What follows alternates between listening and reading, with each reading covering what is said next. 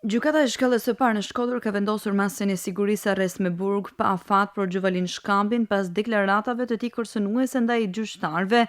3 ditë më parë, Shkambi kërcënoi publikisht se do të vriten dhe gjyqtar të tjerë nëse nipi i tij Elvis Shkambi dënohet për vrasjen e gjyqtarit të apelit Astrid Kalaja. Po ashtu në këtë çështje është i përfshirë edhe Gjon Shkambi, xhaxhai i Elvisit, i dyshuar si bashkëpunëtor në krim. Ndërkohë, disa orë përpara se të zhvillojë seanca gjyqësore, familjarët e Gjovalin Shkambit shpërndanin një deklaratë për mediat, duke nisur mesazhen dhe duke shprehur ngushëllimet më të sinqerta ndaj familjes së gjyqtarit të ndjer. Shprehim keqardhje të thellë për gjithë situatën e krijuar pas deklaratave të babait ton, kërkojmë publikisht ndjes për fjalët e thëna prej tij, të cilat siç ka pranuar dhe vet ai, janë shprehur në një moment gjaknxësie dhe tronditje të madhe, pavarësisht se drejtësia deri më tani nuk ka arritur ende të vendosë pikën përfundimtare mbi këtë çështje. Ne nuk duam në asnjë mënyrë të përdorim gjuhë urrëtie ndaj personave që ushtrojnë detyrën e tyre dhe respektojnë proceset ligjore që po zhvillohen. Jemi plotësisht të vetëdijshëm që kërcënimet nuk mund të justifikojnë asnjë rrethan, por kërkojmë mirëkuptimin për gjendjen e rënduar emocionale dhe psikologjike në të cilat ndodhet babai ynë në këto momente. Ne si familjarë kuptojmë plotësisht madhësinë dhe ndjeshmërinë e kësaj ngjarje, por kërkojmë me mirëkuptim që media të shmangin sa më shumë përfshirjen